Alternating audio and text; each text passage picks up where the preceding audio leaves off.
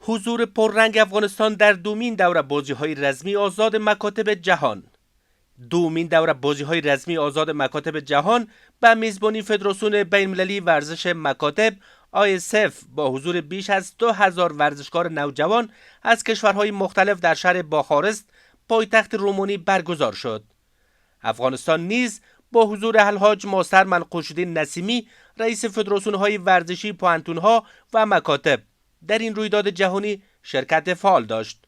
آقای نسیمی در حاشیه این رقابت‌ها برای ظرفیت بالا و استعداد درخشان جوانان افغان در عرصه ورزش تاکید کرده و خواستار حمایت بیشتر جامعه جهانی از ورزشکاران افغان شد. در پایان این رقابت‌ها از تلاش‌ها و خدمات ارزنده آقای نسیمی در راستای رشد و توسعه ورزش در افغانستان با مدال افتخار و تقدیرنامه رسمی قدردانی به عمل آمد.